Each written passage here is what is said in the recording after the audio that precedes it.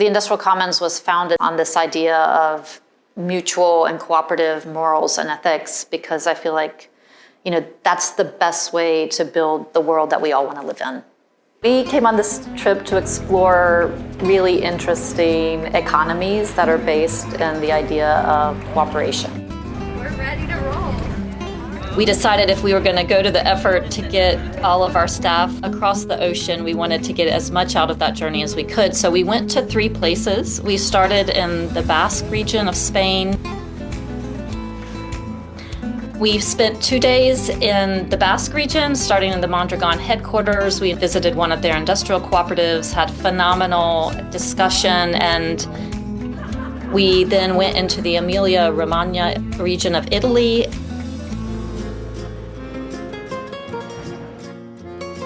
We met with people that are kind of finding the spaces between the traditional cooperative movement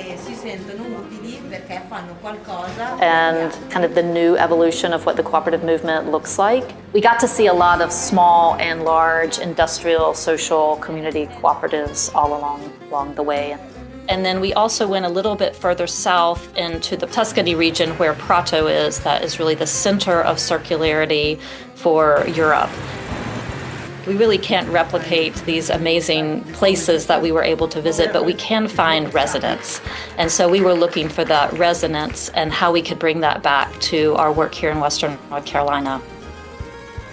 A lot of people in the United States have been inspired by Italy, have been inspired by Mondragon, and they've tried to bring that model into the United States with not a lot of success. What I love about what Molly and the Industrial Commons are doing is they've taken, I think, what's the essence of these models, and they're adapting them effectively for an American context. So I was really surprised by the sense of community. There is a big promotion around community, and I really like that.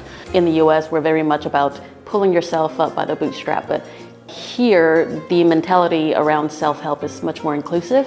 And it goes beyond yourself. It's really the folks that are in your community, and that translates into the cooperative ecosystems here. And you find out that it's these cooperatives, along with these other really important elements, that have contributed to not just a strong economy, but innovation, high wages, low unemployment, low poverty, and an equitable distribution of wealth. I think co-ops also root wealth in the community by being resilient. And lots of economists and other social scientists have studied co-ops. Their life tends to be longer. They survive downturns better, tend to create more employment, and more stable employment. Co-ops frequently work together in order to provide support to each other. That makes them more resilient, makes jobs more resilient, makes income more resilient, makes wealth more resilient and located in that particular community. È quello di mantenere una comunità in un luogo solitamente periferico a rischio di abbandono e spopolamento.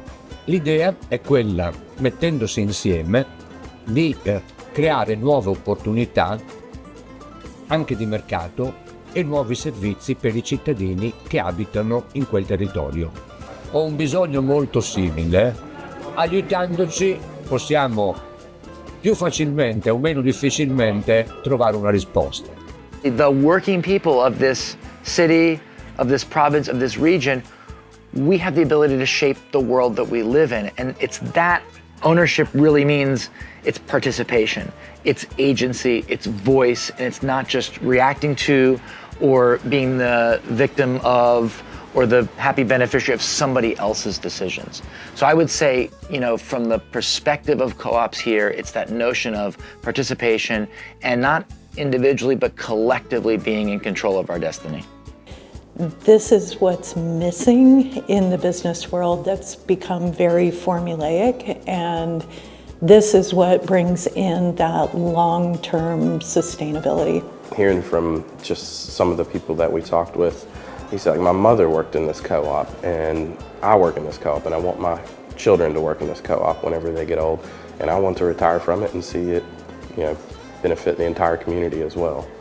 That's really important to bring back home. I think a takeaway for me is how normal and integrated it is in Italy and Spain, specifically in the Italian region, to have cooperatives, how prevalent they are, and it's very integrated into society, and I think that's a dream that we have for the United States and Western North Carolina.